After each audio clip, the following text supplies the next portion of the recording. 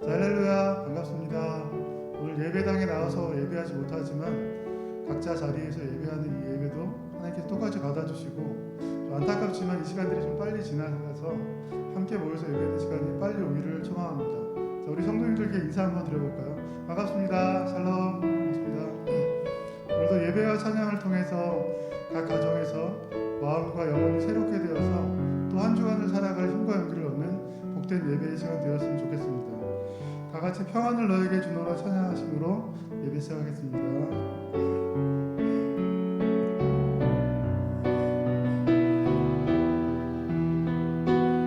자, 서로 축복하면서 찬양했으면 좋을 것 같습니다. 평안을 너에게 주노라. 평안을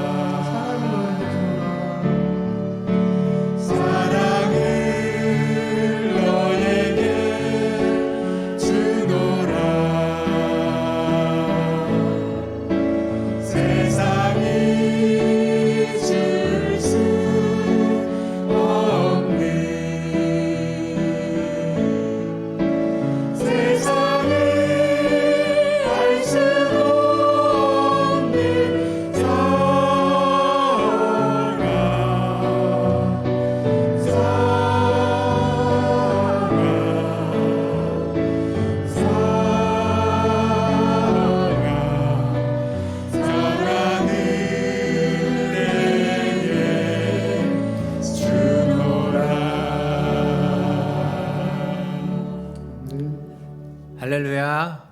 오늘 또 하나님 앞에 예배로 나오신 우리 모든 성도님들을 환영하고 축복합니다. 어느 곳에 있든지 그곳에 하나님이 임재하시고 함께 하시는 줄 믿습니다. 그 하나님을 신령과 진정으로 마음과 뜻과 정성을 다해 예배하고 찬양하시고 노래하시기를 바라겠습니다. 다 함께 찬양하심으로 주일 예배를 하나님 앞에 드리겠습니다.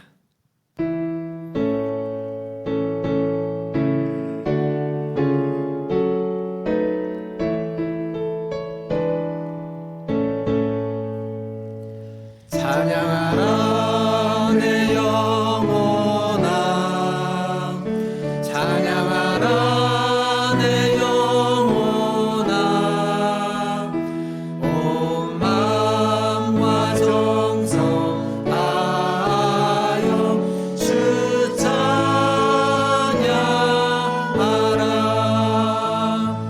경배하라 내 영혼아, 경배하라 내 영혼아, 온 마음과 정성 다하여 주 경배하라. 외치는 자의 소리여 이르되 너희는 광야에서 여호와의 길을 예비하라. 사막에서 우리 하나님의 대로를 평탄하게 하라. 아멘. 하나님, 광야에서 여호와의 길을 예비하고 사막에서 여호와의 길을 평탄케 하시는 아버지라는 그러한 은혜가 우리에게 있기를 원합니다. 하나님, 광야와 같고 사막과 같은 이 시간들을 하나님, 이 길을 걸어가고 있는 우리 모든 성도들에게 함께 하셔서 길을 열어주시고 평탄케 해주시고 하나님을 만나며 하나님 주시는 힘으로 이 세상을 평정하며 살아갈 수 있는 우리 모든 성도들 되게 하여 주시옵소서. 오늘 또 예배의 시종을 주님께 의탁하며 우리 구주 예수님의 이름으로 기도하옵나이다. 아멘. 사도신경으로 신앙을 고백합니다. 전능하사 천지를 만드신 하나님 아버지를 내가 믿사오며 그 외아들 우리 주 예수 그리스도를 믿사오니 이는 성령으로 잉태하사 동정녀 마리아에게 낳으시고 본디오 빌라도에게 고난을 받으사 십자가에 못 박혀 죽으시고 장사한 지 사흘 만에 죽은 자 가운데서 다시 살아나시며 하늘에 오르사 전능하신 하나님 우편에 앉아 계시다가 저리로서 산자와 죽은 자를 심판하러 오시리라. 성령을 믿사오며 거룩한 공예와 성도가 서로 교통하는 것과 죄를 사하여 주시는 것과 몸이 다시 사는 것과 영원히 사는 것을 믿사옵나이다. 아멘. 다 함께 찬양하신 후에 김정한 장로님 나오셔서 기도해 주시겠습니다. 약할 때 강함 대신에 찬양 함께 하겠습니다.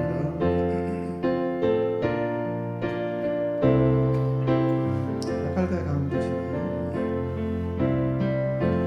약할 때 강함 대신에 나의 보배가 되신 주 나의 모든 것 주 안에 있는 몸은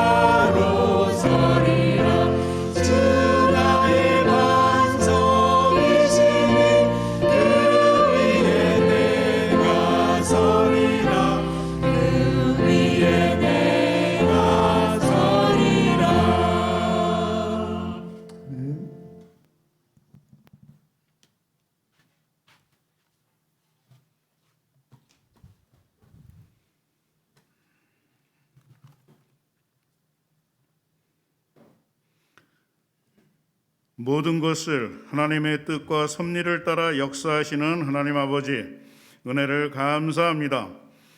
보잘것없는 저희들을 긍휼히 여기셔서 구속의 은혜를 베풀어 주시고 하나님의 자녀 삼아 주심을 감사합니다.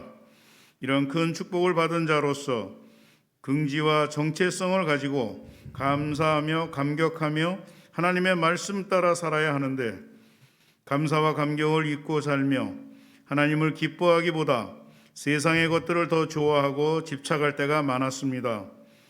주님, 우리의 이 악함을 용서하여 주시옵소서. 하나님의 자녀임을 늘 마음에 새기며 하나님의 자녀답게 생각하고 말하고 행동함으로 세상의 빛이 되고 소금이 되기를 원합니다. 주님, 도와주시옵소서. 하나님 아버지, 코로나 4차 대유행으로 이번 주부터 비대면으로 예배를 드리게 되었습니다. 확진자 수가 1, 2, 3차 대유행 때보다 훨씬 많아지고 있습니다. 이로 인해서 많은 사람들이 어려움을 당하고 있어 너무나 안타깝습니다. 주님, 불쌍히 여겨 주시옵소서. 방역당국뿐 아니라 국민 한 사람 한 사람이 더욱 방역과 예방수칙을 철저히 지켜나가고 또 차질 없는 백신 접종이 이루어지므로 이번 4차 유행이 잦아들고 코로나가 극복되는 날이 속히 올 수 있도록 도와주시옵소서. 지혜로우신 하나님 아버지,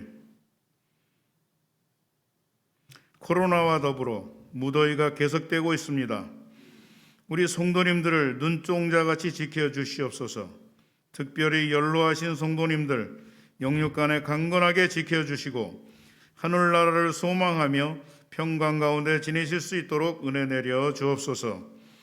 오랫동안 병상에 계신 유기정 권사님과 노금상 권사님, 또 영육간의 질병으로 주님의 도우심을 바라는 성도님들을 주님 친히 찾아가셔서 위로해 주시고 치료와 회복이 속히 이루어지도록 도와주시옵소서.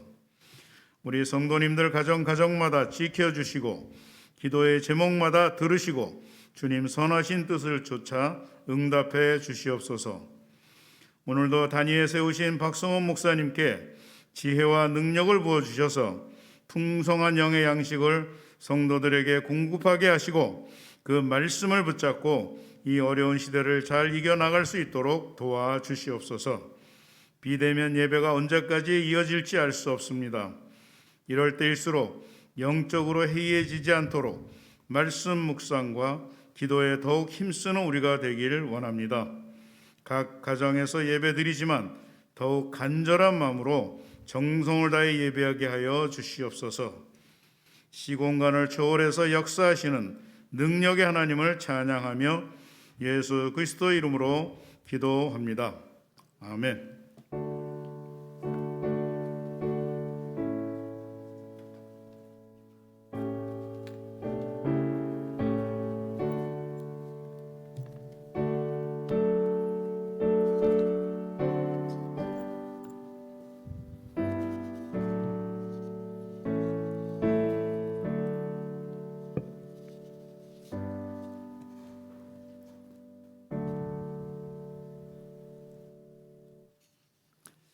교회 소식 전해드리겠습니다. 주일 예배가 이제 거리두기 4단계 때문에 이번 주부터 비대면으로 영상으로 함께 예배를 드리게 되었습니다. 앞으로 이제 다음 주까지 예정되어 있지만 이게 연장이 되면 비대면 예배도 계속 좀 연장이 될 것 같습니다. 속히 대면 예배가 될 수 있도록 기도해 주시기를 바라겠습니다.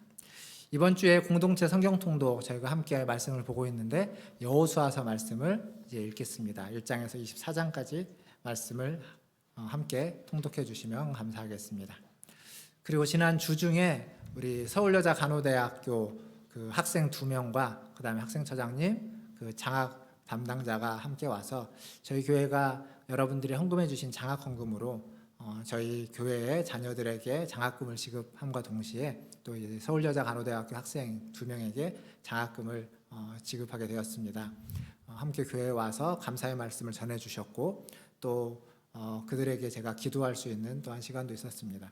앞으로도 계속 여러분들의 헌금을 통해서 또 지역사회에 있는 멀리에서 그때 보니까 두 학생이 한 학생은 파주에서 1시간에서 1시간 반 편도로 오면서 공부를 하고 또 다른 학생은 수원에서 2시간에서 2시간 반 걸린답니다. 왔다 갔다 하는 편도가. 그렇게 멀리서 공부하는 학생들에게 저희가 좀 격려하고 또 그들을 위해서 기도해주고 그러면 좋을 것 같습니다. 더불어서 학교에서 전하는 감사의 말씀을 우리 성도님들께 제가 대신 전해드리겠습니다. 다른 광고는 주보를 참고해 주시고 이제 우리가 하나님의 말씀을 보고 말씀을 들을 텐데 무엇보다도 집에서 온라인으로 예배를 드리시는 분들은 더 좀 집중을 해서 함께 말씀을 읽고 또 말씀을 들으면 좋을 것 같습니다. 오늘 우리에게 주신 하나님 말씀은 로마서 9장 6절에서 13절까지 말씀입니다. 로마서 9장 6절에서 13절까지 말씀입니다. 저와 한 절씩 교독하도록 하겠습니다. 6절 제가 먼저 읽겠습니다. 그러나 하나님의 말씀의 폐하여진 것 같지 않도다. 이스라엘에게서 난 그들이 다 이스라엘이 아니요 또한 아브라함의 씨가 다 그의 자녀가 아니라 오직 이삭으로부터 난 자라야 내 씨라 불리리라 하셨으니 곧 육신의 자녀가 하나님의 자녀가 아니요 오직 약속의 자녀가 씨로 여기심을 받느니라.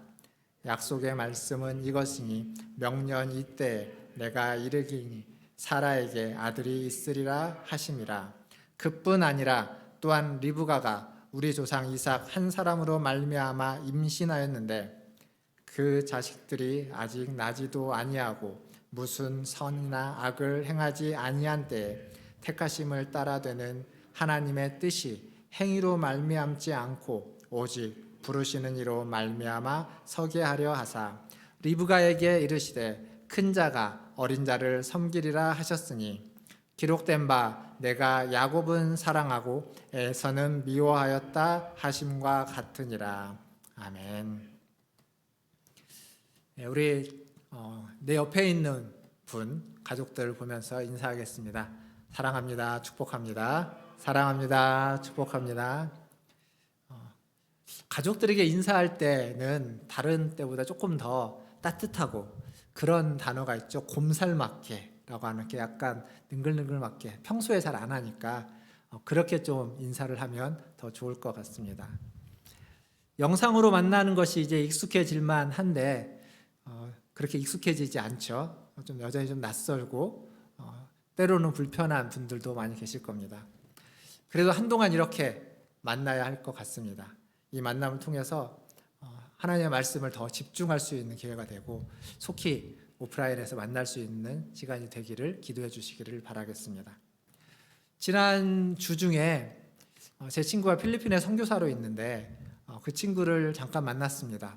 그 친구는 심장에 그 관상동맥이 막혀가지고 스탠스를 받기 위해서 한국에 잠깐 들어왔습니다. 스탠스를 6개나 박았어요. 6개나. 굉장히 위험하죠. 스탠스를 박았고 시술을 다 했습니다. 그리고 이제 한 2주간 정도 지나서 어제 잠깐 만났습니다. 잠깐 만났는데 만나서 이런저런 얘기를 하고 이제 집이 조금 여기서부터 거리가 사당동이어서 대중교통을 타고 가려면 피곤하니까 제가 이제 데려다 주러 갔습니다. 가는데 시내를 통과할 때는 하나도 안 막혔는데 사당동 가니까 왜 이렇게 많이 막히는지 모르겠습니다. 사람이 거기 다 몰려 있는 것 같습니다. 그래가지고 그 대로를 가다가 안 되겠다 싶어가지고 골목을 확 들어왔습니다. 사당동은 그래도 좀 안다고 생각하고 들어왔는데 옛날하고 길 너무 많이 달라져가지고 골목에서 헤매다가 겨우 길을 찾아서 겨우 데려다 줬습니다. 그렇게 길을 잃어버렸을 때는 어떻게 해야 될까요? 골목에서 어디를 가다가 길을 잃어버렸습니다. 그럼 어떻게 해야 될까요? 빨리 내비를 켜야죠. 제가 어제 내비를 안 켜고 왔습니다. 내비를 안 켜고 그냥 아는 길이니까 그냥 갔는데 내비를 안 켜고 왔습니다. 마지막까지 내비를 안 켜긴 했는데 내비를 켜도 차에 있는 내비를 켜면 안 됩니다. 핸드폰 내비가 최고입니다. 만약에 우리가 어디를 가다가 어느 낯선 길, 어느 낯선 동네, 어딘가를 가고 있다가 길을 잃어버렸다라고 생각하면 어떻게 해야 될까요? 그런 길에 우리의 인생길에 길을 잃어버린 그때 내비가 있겠습니까? 없죠. 그때는 어떻게 하는 게 가장 지혜롭냐면 맨 처음 출발한 자리로 다시 되돌아갈 수 있다면 그 자리로 가는 게 제일 좋습니다. 그 자리에서 다시 시작하는 겁니다. 내가 어디를 미스했는지를, 사실 그러려면 내가 온 길을 다시 되거슬러 가야 됩니다. 거슬러 가면서 내가 무엇을 잘못했는지를 찾아가는 거죠. 우리가 오늘 읽은 이 말씀, 로마서 9장 6절에서 13절, 그리고 사실은 그 뒤에 이어지는 9장의 많은 부분은 뭐와 같냐면 다시 거슬러 가기 위해서 가장 맨 처음의 자리로 돌아가는 것과 같습니다. 무슨 얘기냐면 유대 랍비들, 그리고 유대의 전통은 자신들에 대해서 이야기할 때 가장 먼저 그들의 출발점을 어디로 삼냐면 아브라함으로 삼습니다. 유대인들은 자신들의 출발점을, 그 자신들의 조상의 출발점을 아브라함으로 생각합니다. 그 아브라함과 하나님과의 관계, 거기서 일어나는 일들을 통해서 그들은 자신들의 정체성을 규정하고 자신들의 나아갈 방향을 찾습니다. 그게 그들의 이야기인데 지금 9장에서 바울이 그와 같은 일을 하는 겁니다. 아브라함부터 9장의 이야기가 본격적으로 시작되는 거죠. 아브라함의 이야기, 그의 후손인 이스마엘과 이삭, 그리고 이삭의 후손인 에서와 야곱, 오늘 우리가 읽었던 본문에 나오는 등장하는 인물들이죠. 지금 바울은 이들의 이야기를 통해서 이게 원래 어떤 의미가 있는 것인지를 다시 얘기하려고 하는 겁니다. 왜 그러냐면 바울이 이전에 이 스토리를, 이 자신들의 조상의 역사를 오해했기에, 오독했기 때문에 자신이 무슨 일을 했는지를 아는 겁니다. 그래서 여전히 오독하고 있고 오해하고 있는 사람들에게 알려주는 거죠. 이게 원래 이런 의미다. 이게 원래 말하고자 하는 게 이런 거였다라고 말하는 겁니다. 오늘 이 말씀을 통해서, 그리고 다음 주에 이어지는 말씀을 통해서 혹시 하나님의 말씀을 오독하고 계신 분들이 계시다면, 그렇다면 그것이 수정되기를 바라겠습니다. 바울의 주장처럼 하나님의 말씀은 폐하여진 것이 아닙니다. 하나님의 말씀은 언제나 옳고 언제나 바르고 언제나 선하다는 겁니다. 지난주에 제가 무슨 말씀을 드렸냐면 유대인들은 9장 4절과 5절을 보면 유대인들은 아주 특별한 특혜를 받았습니다. 그런 특별한 특혜를 받았지만 그럼에도 불구하고 그들은 그리스도를 믿지 않았고 그리스도를 배척했다라고 말씀드렸습니다. 사실 바울이 처음에 그리스도를 따르는 사람을 쫓아가서 박해했죠. 근데 바울은 그 박해가 무엇이라고 생각했냐면 하나님의 일을 한다고 생각했습니다. 그가 가지고 있는 신앙, 그가 믿고 따랐던 구약에 있는 이야기들은 그를 그렇게 만들었습니다. 잘못 이해한 겁니다. 오독한 겁니다. 오해한 거예요. 자기가 그러다가 다메섹 도상에서, 다메섹 가는 길에서 그리스도를 만나고 나니까 알게 된 거죠. 아, 내가 잘못 알았구나. 원래 이런 뜻이 아닌데 잘못 알았구나. 그래서 지금 이스라엘이, 유대인들이 그리스도를 배척하는 걸 두고 어떤 사람들이 하나님의 말씀이 폐해진 것 같다. 유대인이 하나님의 백성이고 하나님의 선택을 받았다고 하는 하나님의 말씀은 거짓인 것 같다. 그건 이미 사라진 것 같다. 라고 이야기를 하는데 바울은 그렇지 않다는 겁니다. 하나님의 말씀은 폐하여진 것이 아니다 라고 이야기하는 거죠. 이사야서 40장 8절에 보면 이런 말씀이 있습니다. 풀은 마르고 꽃은 시드나 우리 하나님의 말씀은 영원히 서리라. 하나님의 말씀은 영원하다라고 이야기합니다.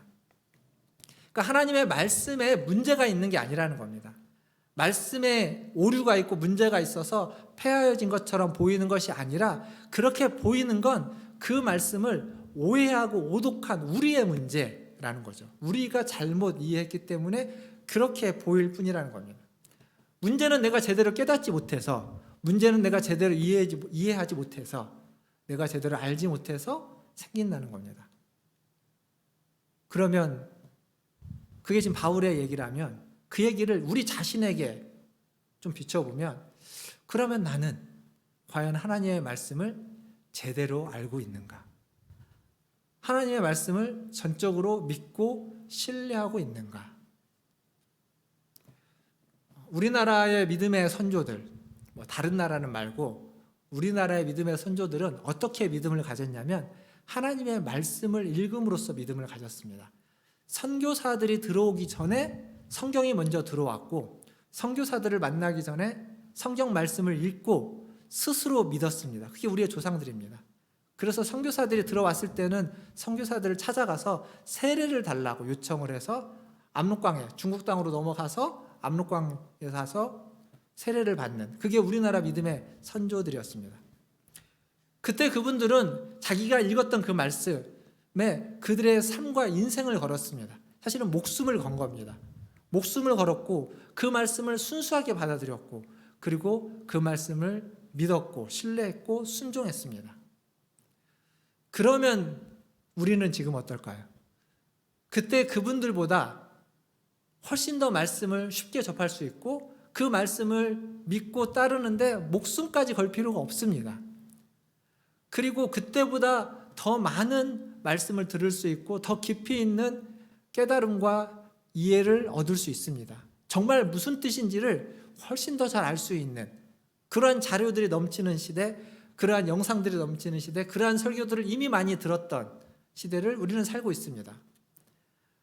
그런데 과연 우리가 그때 그분들보다 말씀을 더 잘 알고 말씀을 더 신뢰하고 그 말씀에 더 순종하고 있다고 이야기할 수 있을까요? 자신 있게 그렇게 얘기할 수 없죠. 만약 그렇게 네라고 대답할 수 있는 분이 계신다면 그분들은 주님의 이름으로 정말 축복합니다. 계속 그렇게 하시면 됩니다. 그러나 네라고 쉽게 대답하지 못하고 있다면 우리의 문제인 겁니다. 우리의 문제. 말씀이 문제가 아니라 그때 그 말씀이나 지금 우리가 보고 있는 말씀이나 똑같은데 그때 우리의 선조들은 그렇게 헌신하고 순종하고 신뢰했는데 우리가 그러지 못하고 있는 건 우리의 문제인 겁니다. 작년 고난주간부터 시작해서 말씀 통독을, 성경 통독을 저희가 시작을 했죠. 그래서 1독을 다 하고 지금 이제 2독째, 신약을 마치고 구약을 이어서 하고 있습니다. 이건 아주 잘하고 열심히 하시는 분들에게는 귀한 신앙의 모습입니다.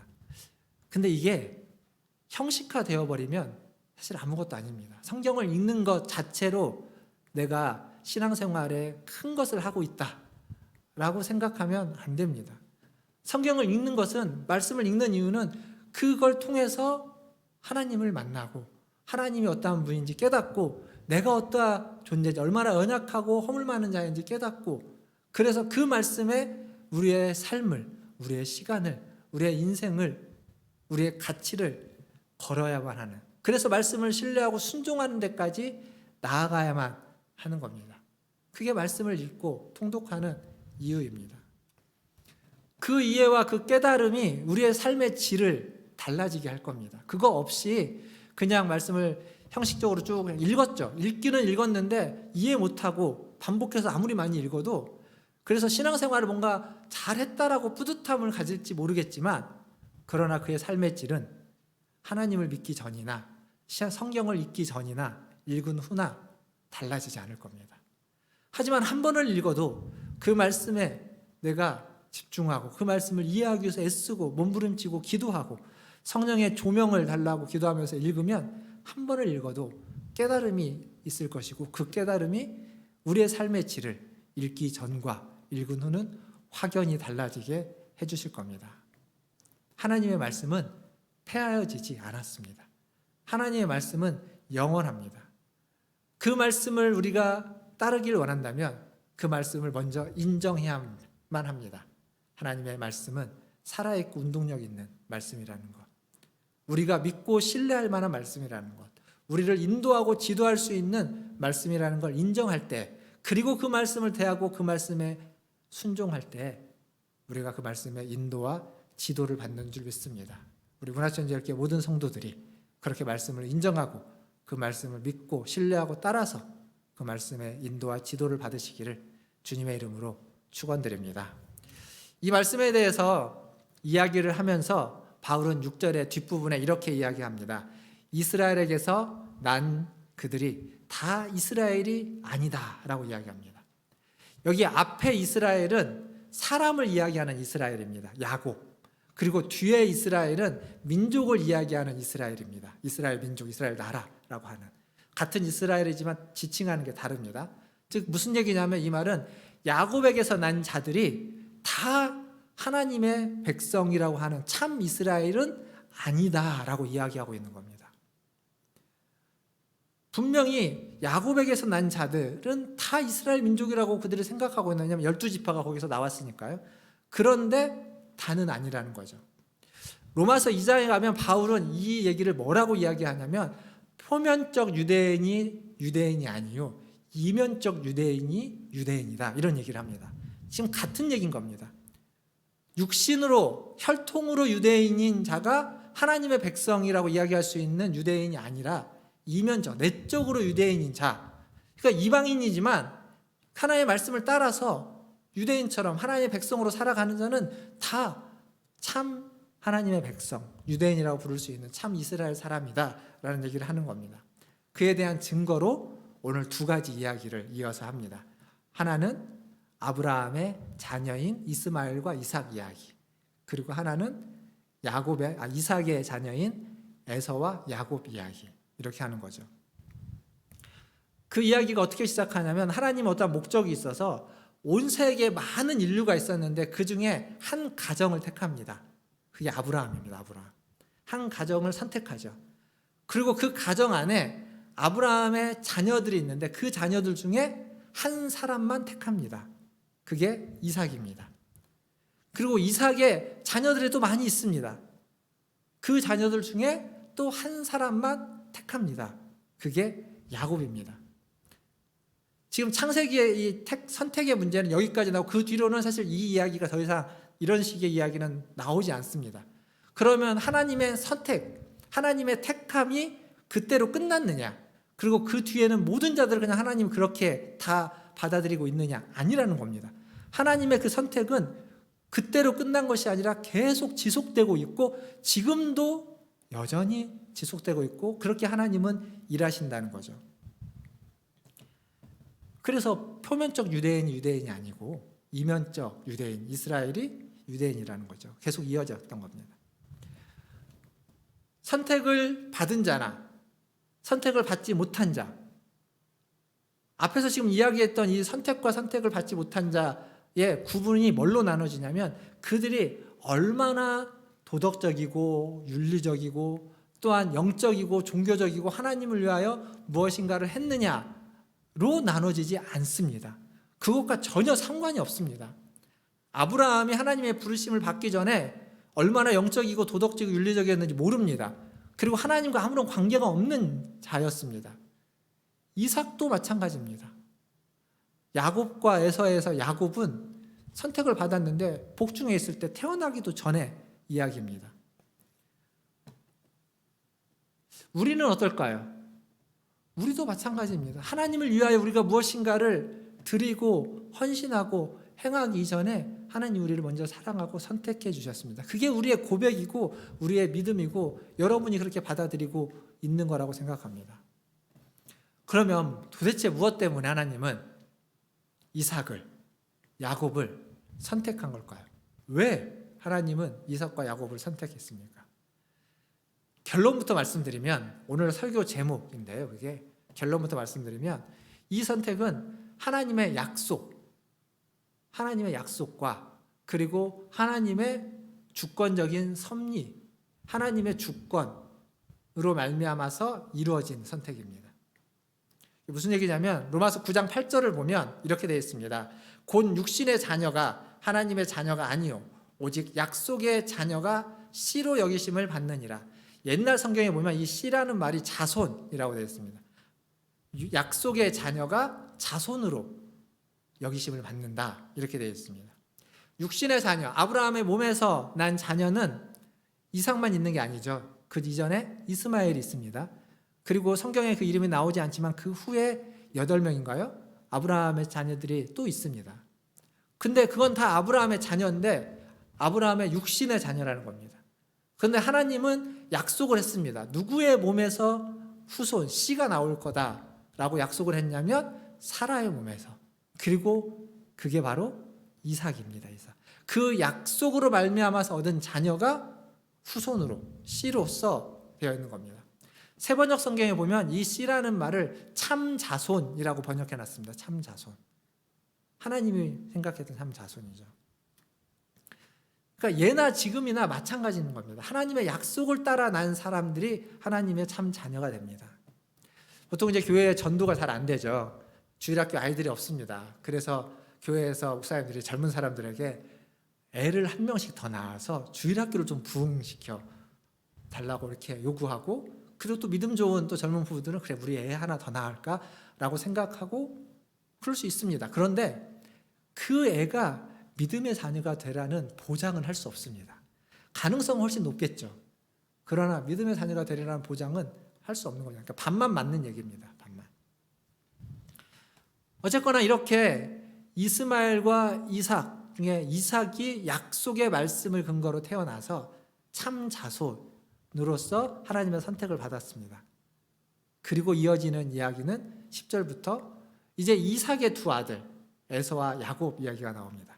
사실 이스마엘과 이삭은 뭔가 좀 차이가 있긴 합니다. 그의 어머니가 하갈이고 어머니가 사라입니다. 어머니가 다르죠. 그래서 이쪽 하갈은 유대인이 아니니까 하나님의 선택을 못 받고, 이쪽은 하나님이 이제 짝지어준 자녀니까 이렇게 받았다, 이렇게 이야기할 수 있는데, 이게 이제 이삭의 자녀인 에서와 야곱으로 가면 그렇게 말할 수가 없습니다. 둘 다 리브가에게서 태어났고 둘은 쌍둥이입니다. 한날 한시에 잉태했고 한날 한시는 아니죠. 조금 시간차가 있겠지만 시차를 두고 태어났습니다. 근데 우리가 아는 것처럼 이 둘은 태어나기도 전에 이미 복중에서 선택되었죠. 창세기 25장 23절을 인용한 오늘 로마서 9장 12절의 말씀을 보면 큰 자가 어린 자를 섬기리라. 태어나기도 전에 복중에 있을 때 사라에게 그런 말씀이 주어집니다. 11절을 보세요. 11절에 그 배경을 이렇게 얘기합니다. 그 자식들이 아직 나지도 아니하고 태어나지 않았습니다. 복중에 있을 때. 그리고 무슨 선이나 악을 행하지도 아니한 때, 아무것도 한 게 없습니다. 그들은 누가 악하고 누가 선한지 알 수가 없습니다.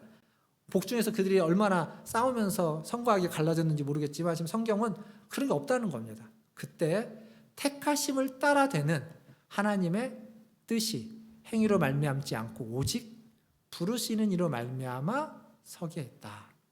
하나님의 뜻, 부르시는 이의 뜻으로 말미암아 선택되었다라고 이야기하는 겁니다. 그래서 13절에 가면 이런 말씀이 있죠. 기록된 바 내가 야곱은 사랑하고 에서는 미워하였다 하심과 같으니라.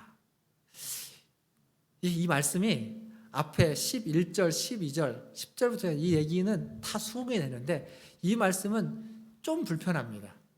왜냐하면 도대체 에서가 무슨 잘못을 했다고 미워까지 하실까? 이 미워라는 말이 좀 그런 마음을 갖게 하죠. 나지도 아니하였고 아무런 악도 행한 것이 없는데 굳이 하나님은 왜 에서는 미워하고 야곱만 이뻐한다는 거지? 너무 불공평한 거 아닌가? 편애하는 거 아닌가? 라는 생각을 갖게도 만듭니다. 근데 이 구절이 어디를 인용하고 있는, 구약의 어느 부분을 인용하고 있는지 우리가 알아야 됩니다. 어디냐면 말라기입니다. 말라기 1장 2절과 3절을 인용해서 지금 이 말씀이 쓰여져 있습니다. 근데 말라기 1장 1절부터 2절, 3절 이렇게 한번 읽어보겠습니다. 잘 보십시오. 말라기 1장 1절을 보면 여호와께서 말라기를 통하여 이스라엘에게 말씀하신 경고라. 2절 여호와께서 이르시되 내가 너희를 사랑하였노라 하나 너희는 이르기를 주께서 어떻게 우리를 사랑하셨나이까 하는도다. 나 여호와가 말하노라 에서는 야곱의 형이 아니냐. 그러나 내가 야곱을 사랑하였고 에서는 미워하였으며 그의 산들을 황폐하게 하였고 그의 산업을 광야의 이리들에게 넘겼느니라. 제가 왜 여기를 이렇게 읽었냐면 여기 잘 보시면 1절에 뭐라고 되어 있냐면 이 말씀은 분명 이스라엘을 향한 경고라고 이렇게 말하고 있습니다. 에돔을 향한 경고가 아닙니다. 말라기 1장에 제가 지금 3절까지 읽었지만 4절부터 에돔에 대한 이야기가 쭉 나옵니다. 근데 그 얘기는 지금 에돔을 향한 경고가 아닙니다. 이스라엘을 향한 경고입니다. 이걸 우리가 놓치면 안 됩니다. 그러니까 야곱은 사랑하고 에서는 미워하였다는 얘기가 에서가 나쁜 놈이니까 미워하고 너는 괜찮은 놈이니까 사랑했다는 얘기가 아니라 야곱에게 하는 경고에서 지금 나오고 있는 겁니다. 내가 너를 선택한 건 네가 뭐 대단해서가 아니라, 네가 특별해서가 아니라, 네가 나의 사랑을 받을 만한 행위를 해서가 아니라 나의 주권적인 선택이라는 거죠. 근데 내가 그러면 에서는 정말 내팽개쳤냐? 성경에 보시면요, 에서는 하나님이 내팽개치지 않았습니다. 에돔 족속은 하나님이 책임지시고 그들이 한 족속을 이루도록 하나님이 자비를 베푸시고 은혜를 베푸십니다. 심지어 신명기 23장 7절에 가보면 출애굽한 유대인들에게 에돔을 건들지 말라고 합니다. 보십시오. 너는 에돔 사람을 미워하지 말라. 그는 내 형제임이니라. 애굽 사람을 미워하지 말라. 내가 그의 땅에서 객이 되었습니다. 지금 애굽에서는 은혜를 받았기 때문에 애굽의 사람을 미워하지 말라고 하고 있지만 에돔 사람은 너의 형제이기 때문에 미워하지 말라라고 하나님 하면서 그들을 그냥 한쪽에다가 내팽개친 것이 아니라 보호해주고 있습니다. 보호. 근데 말라기에 3절 이후 4절부터 이어지는 에돔에 대한 이야기를 보면 미워할 만합니다. 하나님 앞에 하나님의 이름을 멸시하고 하나님의 제사를 멸시하는 이야기, 더러운 떡을 제단에 바치는 이야기, 눈먼 짐승들을 제물로 가지고 오는 이야기, 하나님을 아주 아무것도 아닌 그냥 하찮은 존재로 여기는 이야기가 뒤에 쭉 이어지고 있습니다. 미움받을 만한 짓을 했습니다. 근데 이게 지금 잘 보면 제가 뭐라고 말하냐면 에돔을 향한 경고가 아니라는 겁니다. 이스라엘, 야곱을 향한 경고라. 이걸 잊으면 안 됩니다. 경고의 핵심은 뭐냐면, 그래서 하나님의 주도권, 하나님의 주권적인 택하심을 받은 너희가 그 택하심에 맞게끔 그것을 믿고 따르고 순종하지 아니하면 똑같아진다는 겁니다. 에돔이 택하심을 안 받았기 때문에 내가 미워한 게 아니라, 택하심을 안 받았기 때문에 이런 얘기를 하는 것이 아니라 그들의 삶의 결과가 그렇게 만들어놨다는 겁니다. 근데 네가 택하심을 받았다고 괜찮다고 니네 마음대로 살면, 저들처럼 살면 똑같은 겁니다. 똑같은 위험에 처하게 된다는 이야기입니다. 이게 지난주에 했던 얘기와 똑같습니다.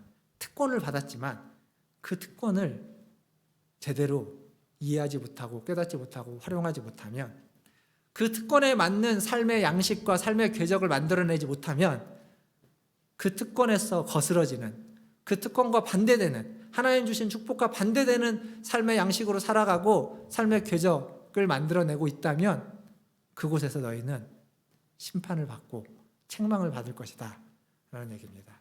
참 이스라엘이긴 한데 참 이스라엘이 아니면 너희는 이스라엘이 아니다 라는 이야기를 지금 하고 있는 겁니다. 성도이긴 한데 교회는 다니고 있는데 하나님의 참 백성이 아니면 너희는 아무것도 아니다 라는 이야기를 하고 있는 겁니다. 말씀을 맺겠습니다. 하나님의 약속과 선택을 받은 자, 하나님의 주권을 아는 자, 그에 따라가는 자는 어떤 삶의 양식을 살아야만 합당한 삶의 양식이 될까요? 그건 하나님의 부르심, 하나님의 주권, 주도하심을, 주인 되심을 받아들이는 겁니다. 그리고 그에 맞게 살아가는 겁니다. 그러니까 하나님의 어떤 일, 우리가 잘 이해할 수 없는 일들이 많습니다.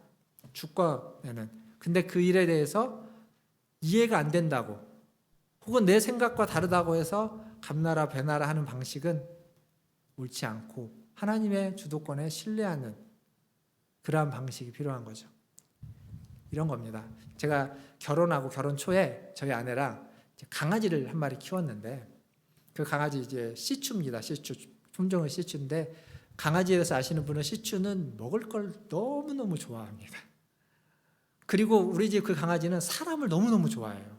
그래서 우리가 들어와도 그렇지만 외부에서 사람이 오면 이렇게 너무 강아지들이 좋으면 좀 주체 못하고 이렇게 쉬를 찔끔찔끔 하기도 합니다. 그래서 그만큼 사람을 좋아하는데, 얘가 이제 자잖아요. 자고 아침에 일어나면 꼭 일찍 일어나서 뭔가 사고를 하나 칩니다. 아침부터. 아침부터 사고를 하나 치고 하루를 시작하는데 그렇게 하루를 시작하다가 이제 밖에 나가려고 문 앞에 딱 서면 벌써 와 있죠, 그 문 앞에서. 그래서 자기도 좀 데리고 가달라고 그렇게 간절하게 쳐다보고 아양을 떨고 나가고 싶어서 안달입니다. 어떻게 하면 될까요?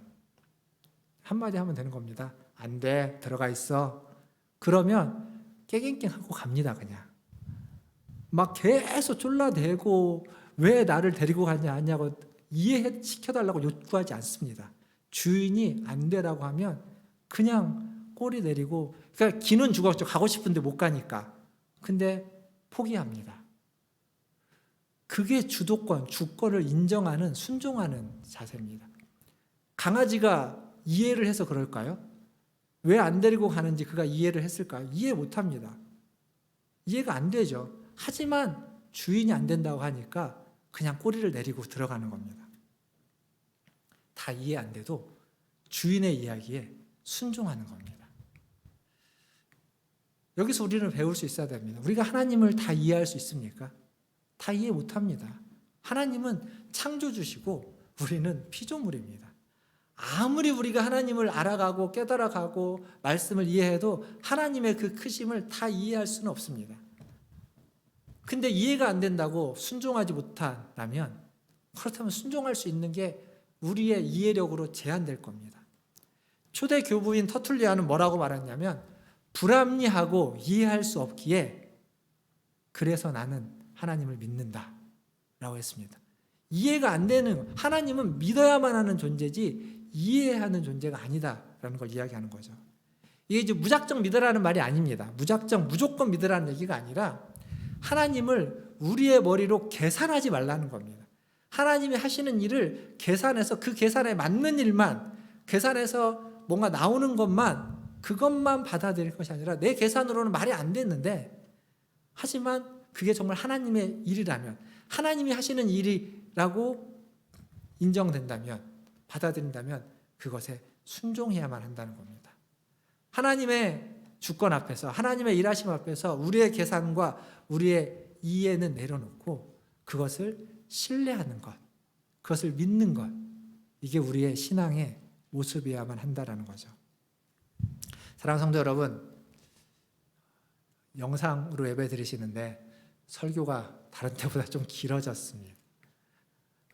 여기까지 잘 들어와 주셨을 거라고 믿습니다. 사랑하는 성도 여러분, 우리의 생각과 우리의 판단을 뛰어넘으려면, 그걸 넘어서려면 뭘 해야 되냐면 먼저 내 생각과 판단을 내려놔야 됩니다. 그걸 가지고는 뛰어넘을 수가 없습니다. 그걸 내려놓고 하나님의 말씀, 하나님의 약속, 하나님의 선택, 하나님의 택하심, 하나님의 주권을 인정해야만 합니다. 받아들이는 거죠. 주권과 섭리를 인정하고 받아들일 때 우리가 우리의 이해와 생각과 사고를 뛰어넘어서 하나님의 사고, 하나님의 일하심, 하나님의 가치 체계에 들어갈 수 있는 줄 믿습니다. 우리 모든 문화총재일교회 성도들이 하나님의 그 약속과 주권을 통하여서 믿음의 진일보를 이루어 가시는 우리 성도들 다 되시기를 주님의 이름으로 축원드립니다. 기도하겠습니다. 기도하실 때 말씀을 생각하시면서 잠깐 기도하면 좋겠습니다. 우리가 하나님 앞에서 가져야만 하는 태도는 이해하는 것이 아닙니다. 하나님을 다 이해할 수 없는 우리에게 우리의 이해보다는 하나님을 인정하고 그를 인정하라. 그리하면 그가 너의 길을 지도하시리라. 잠언에서 말씀하고 있는 그 말씀처럼 하나님을 인정하면 하나님 우리의 길을 지도하시고 인도하실 겁니다. 하나님의 섭리를 인정하고 하나님의 선택을 받아들이는 것, 그게 우리에게 필요한 줄 믿습니다. 오늘 기도하실 때 다 이해가 안 되지만, 혼란스럽지만 하나님의 섭리와 하나님의 일하심과 하나님의 크심을 인정하시고 하나님께 우리의 길을 맡기시는 저와 여러분 되기를 바라겠습니다. 같이 짧게 한 목소리로 1, 2분 정도 기도하겠습니다. 기도합니다. 하나님, 이 시간 주님의 은혜와 사랑을 구합니다. 하나님, 이 시간 주님의 도우심을 아버지 하나님, 우리가 알 수 없는 것들이 많고 이 세상에서 벌어지는 수많은 일들 속에서도 하나님, 우리가 다 헤아려 깨달을 수 없는 일들도 많이 있습니다. 도대체 말이 안 된다고 생각하는 일들 또한 있습니다. 그러나 그것을 통하여서 하나님의 세상을 이끌어 가시고 운에 나으시는 줄 믿습니다. 그래서 하나님의 그 섭리 가운데 우리의 삶, 이 세상의 모든 것들을 맡기며 하나님 기도합니다. 오늘도 기도합니다. 코로나가 일어났고 하나님, 교회는 힘들고 우리 성도들은 연로하며 세상은 더 악해져가고 더욱 아버지는 강박해져가고 있습니다. 주여 불쌍히 여겨 주옵소서. 주여 자비와 긍휼을 베풀어 주시옵소서. 우리 성도들 한 사람 한 사람을 붙잡아 주시옵소서. 연약한 저를 하나님 긍휼히 여겨 주시옵소서. 주님 도와주시옵소서. 아버지 도와주시옵소서. 하나님, 우리의 어리석음과 우리의 연약함을 아시는 주님, 우리가 그걸 인정하게 하시고 하나님, 그 어리석음과 연약한 그 생각과 그 사고를 내려놓게 하여 주시옵소서. 그리고 크신 하나님의 생각과 사고를 폐하여지지 아니하는 주의 말씀을 통하여 깨닫게 하시고 받아들이게 하시고 신뢰하게 하시고 믿게 하여 주시옵소서. 그래서 그 말씀에 우리의 시간을, 우리의 물질을, 우리의 열정을, 하나님, 우리의 삶과 우리의 인생을 걸게 하여 주시옵소서. 우리의 믿음의 선조들이 그랬던 것처럼 하나님, 우리도 아니면 우리의 후손들이라도 하나님, 우리 문화촌제일교회 하나님, 우리 성도들이, 그리고 우리 성도들의 자녀들이 주님의 말씀에 자신들의 삶을 걸고 인생을 걸며 하나님 앞에 살아갈 수 있는 하나님, 그러한 은혜를 허락하여 주시옵소서. 어려운 시대를 살아가고 있습니다. 혼란한 시대를 살아가고 있습니다. 주여, 우리에게 자비와 긍휼을 베푸셔서 하나님, 이 어려운 시대, 다 이해되지 않는 이 시대 속에 하나님이 일하고 계시는, 하나님이 섭리하고 계심을 알게 하시고 믿게 하시고 받아들이게 하시고 깨닫게 하여 주셔서 그 깨달음으로 견디며 이겨내며 살아갈 수 있는 우리 모든 성도들 되게 하여 주시옵소서. 감사하며 예수님의 이름으로 기도하옵나이다. 아멘. 이 시간 다 함께 456장 찬양하시면서 준비하신 예물 하나님 앞에 드리겠습니다.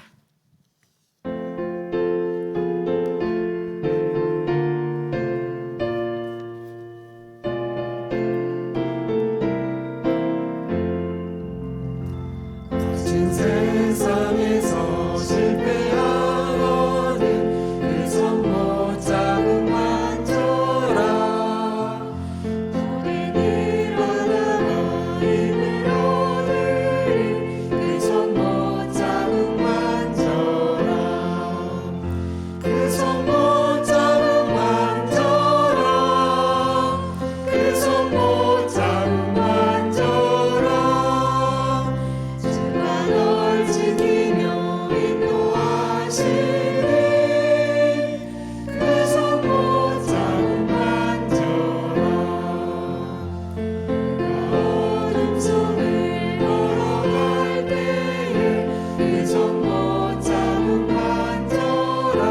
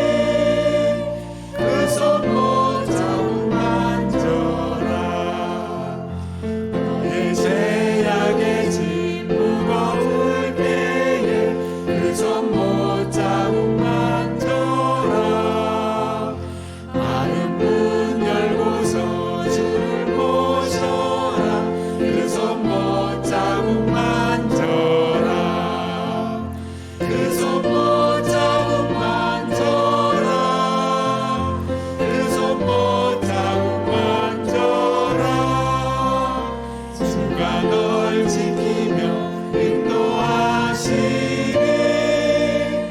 그 손 못 자국 만져라.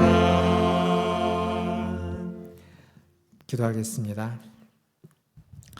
하나님, 우리가 거칠고 험한 세상을 살다가 때로는 실패하고 넘어지더라도 주님의 못자국, 주님의 손을 만지고 힘을 얻고 위로받고 격려받고 회복되어 다시 일어날 수 있도록 우리를 인도하여 주시옵소서. 오늘도 예배 가운데 주님이 부르시고 주님이 인도하셔서 나왔습니다. 하나님, 어느 곳에 있든지 마음과 뜻과 정성을 다해 신령한 진정으로 주님을 예배하며 나아가오니 우리의 예배를 받아주시고 이 예배 중에 그냥 오지 않고 물질을 구별하여 드렸습니다. 하나님, 온라인으로 예배를 드려서 인터넷으로 헌금을 하든 혹은 모아두었다가 다시 하나님 오프라인으로 모일 때 가지고 나오든 하나님, 지금 이 순간 마음을 주님께 드리는, 물질을 드리는 그 모든 마음과 물질을 받으시고 하나님, 그걸 통하여서 하나님의 선하심과 하나님의 인자하심과 하나님의 뜻과 하나님의 나라를 이루어 주시옵소서. 하나님, 그 마음과 물질을 드린 그 손길과 하나님 그의 인생길에 하나님이 함께 하셔서 그가 하나님의 주권을 인정하고 하나님의 섭리를 인정하며 살아가게 하시고 하나님, 그리하여서 하나님의 그 이해할 수 없는 놀라운 일들을 더 많이 더 풍성히 경험해가는 인생길이 되도록 하나님 역사하여 주시옵소서. 어렵고 힘들 때일수록 하나님의 그 크신 은혜가 그의 인생에 함께하기를 간절히 소원하며 모든 것을 주님께 의탁하며 지금은 우리를 죄에서 구원하여 주신 우리 구주 예수 그리스도의 은혜와 하나님 우리 아버지의 크신 사랑하심과 성령 하나님의 위로교통 충만케 하심이 우리의 인생길을 살아가는 동안 하나님의 그 선하심과 인자하심, 선택과 부르심과 하나님의 그 주인 되심을 인정하고 지도받고 인도받기를 소원하는 고개 숙인 문화전절기의 모든 성도들 위에와 그들의 자녀손들과 가정과 직장과 일터 위에 또 주의 복음을 들고 성령의 인도하심을 받기를 소원하는 선교사님들과 사역자들 위해 코로나19를 하나님 극복하기 위해서 애쓰는 전 세계 모든 방역 당국들과 이 나라와 이 민족 위에 확진자와 그의 가족들 위해 이제로부터 영원토록 함께 있을지어다. 아멘.